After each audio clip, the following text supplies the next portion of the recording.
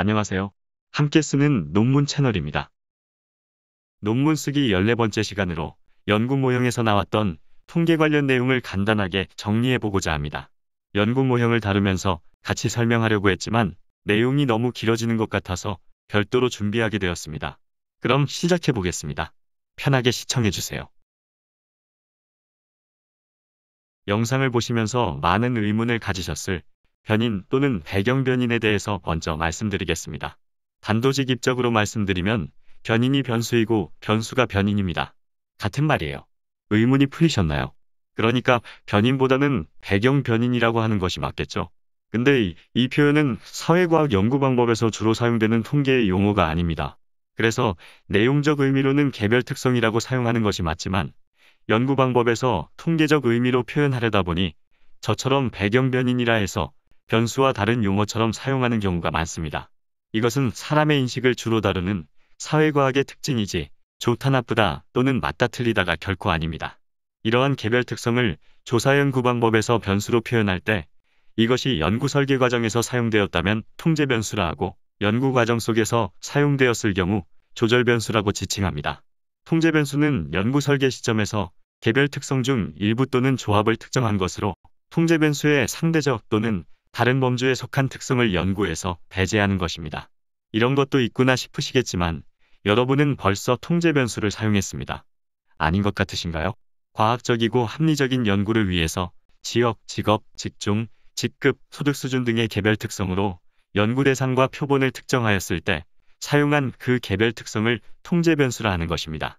용어만 그런 거지 솔직히 알게 모르게 이미 자연스럽게 쓰고 있는 것이 많습니다. 그리고 조절 변수는 연구 과정에서 독립, 종속, 매개 변수처럼 인과관계에 속한 변수이며 주로 독립 변수와 인과관계가 성립되는 것인데 이게 바로 우리를 헷갈리게 하는 포인트입니다. 따라서 조절 변수의 구체적인 내용은 예를 보면서 좀 더 설명드리도록 하겠습니다. 첫 번째 예로 낮은 직무 만족도가 이직률을 높일 것이다라는 가설에 대한 연구에서 직무 만족도가 낮을 경우 500만 원 이하의 급여를 받는 3년 이상 5년 이하 경력의 중간 관리자급에서 이직률이 증가하는 뚜렷한 경향을 보인다라는 결과가 나왔다면 독립 변수는 직무 만족도일 것이고 종속 변수는 이직률일 것입니다. 조절 변수는 급여, 경력, 직급이 될 것입니다. 다음으로 폭력적인 게임이 사람의 폭력성을 증가시킬 것이다라는 가설에 대한 연구에서 매일 3시간 이상 폭력적인 게임을 하는 20대 이하 남자에게서 이런 경향이 높은 것으로 나타났고 게임 폭력성의 강도가 높아지면 더 짧은 이용 시간에서 그 경향이 높게 나타났다는 연구 결과가 도출되었다면 폭력적인 게임은 독립 변수가 되고 사람의 폭력성은 종속 변수가 되며 폭력성의 강도, 시간과 연령 및 성별은 조절 변수가 됩니다. 설명드린 조절 변수와 이 두 가지 예에서 나타난 조절 변수의 차이점이 보이시나요? 조절 변수의 인과관계가 보이지 않죠. 더군다나 독립 변수와 종속 변수 모두와 관련이 있는 것처럼 보이고 두 번째 예는 아예 뭔가가 잘못된 것 같죠.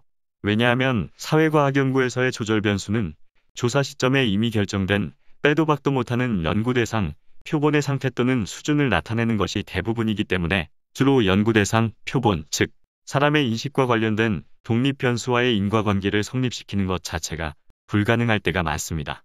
더군다나 두 번째 예처럼 게임같이 인식이 아닌 어떤 외부의 것이 독립 변수가 될 경우에는 조절 변수의 대부분이 종속 변수 쪽으로 향하게 돼서 그 정체성에 대해 의구심을 갖게 합니다.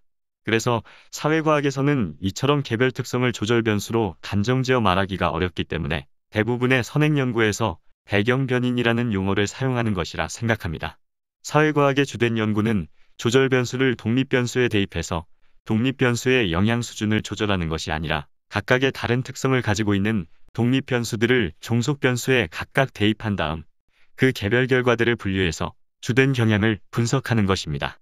따라서 같은 특성을 갖고 있는 독립 변수가 종속 변수에 미치는 영향이 다를 수도 없을 수도 또 정반대일 수도 있는 것입니다.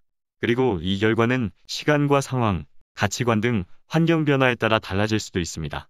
주사위의 확률처럼 불변의 것을 찾아내는 타 분야의 연구에서는 상상도 할 수 없는 것을 여러분이 하고 있다는 것입니다. 하여튼 이렇게 배경 변인을 변수로 설명하면 안드로메다로 가시는 분들을 많이 봤기 때문에 저도 조절 변수라 하지 않고 배경 변인으로 설명드린 것이고, 또 배경 변인에 대한 통계적인 내용을 설명드려야 할지 고민도 많이 한 것입니다. 그래도 후뚜루마뚜루는 서로 아니어야 한다고 생각돼서 간단하게나마 설명드렸습니다. 그럼 이제 연구 모형에서 배경 변인의 위치와 영향 범위에 대해서 설명드리겠습니다. 선행 연구를 보면 배경 변인이라 하고, 그것을 독립 변수에서 종속 변수로 향하는 화살표 중간에만 위치하여 그려둔 경우가 대부분일 것입니다. 제가 그려드린 모형과는 많이 다르다는 것을 느끼셨을 것입니다. 이 차이에 대해 설명드리기 전에 여기서부터는 제 사견이라는 점을 밝힙니다. 그래서 틀릴 수도 있어요. 하지만 틀려도 뚜렷한 주관이 있이 틀려야 한다고 생각하기 때문에 제 연구 모형에 대해 설명드리고자 합니다. 그렇다고 제 연구 모형이 잘못되었다고 지적받아 본 적은 없습니다. 따지기 시작하면 지금까지의 제 설명과 같이 복잡해지니까 그냥 넘어가시는 것일 수도 있겠죠. 하여튼 배경 변인을 중간에 둔다는 것은 어떤 인식을 독립 변수와 종속 변수로 두고 각각의 개별 특성 또는 조합을 조절 변수라고 설명하는 것입니다. 그럴듯해 보이지만 세 가지 의문을 갖게 합니다. 첫째는 조절 변수 없이 독립 변수의 종속 변수에 대한 영향을 설명할 수 있어야 하는데 그 영향을 설명할 수 있을까요? 두 번째는 배경 변인과 독립 변수 사이의 인과관계를 설명할 수 있을까요? 정말 배경 변인의 영향이 독립 변수에만 존재할까요? 사회과학에서 대부분의 변수는 사람이 포함되지 않고서는 설명될 수 없고 반복되는 이야기라 지겨우시겠지만 어느 한 사람이 가지고 있는 특성을 붙였다 뗐다 할 수 없으므로 인과관계 또한 설명할 수 없습니다. 그리고 대부분의 변수 모두는 한 사람의 머릿속에 있는 경우가 대부분인데 사람이 가지고 있는 특성이 어느 한 변수에만 영향을 준다는 것 자체도 넌센스라고 생각합니다. 실제로 통계 프로그램을 통해서 배경 변인으로 모든 변수의 특성을 확인합니다. 그래서 독립 변수에만 존재한다고 연구 모형을 그려놓고 매개나 종속 변수에 대한 영향도 설명하는 선행 연구들도 부지기수입니다. 따라서 저는 조절 변수를 배경 변인이라 하고 이것은 모든 변수의 개별 특성이므로 각 변수에 붙여두는 것이 맞다고 생각합니다. 그리고 배경 변인을 조절 변수라 쓰지 않고 가운데 둔다면 외생 변수인가라는 오해를 받기도 십상입니다. 외생 변수란 연구에 오류를 발생시키는 치명적인 변수인데 이것까지 설명드리게 되면 또 영상을 만들어야 하고 필요도 없으므로 여기까지만 하겠습니다. 하여튼 여러분이 판단하셔서 맞다고 생각하는 용어와 위치를 결정하시는 것으로 결론 냅니다. 그런데 왜 설명했냐? 라고 생각하실 수 있지만 알고는 있으셔야죠. 라고 말씀드립니다. 그리고 제가 예로 든 표와 그림에 대해서 잠깐만 설명드리겠습니다.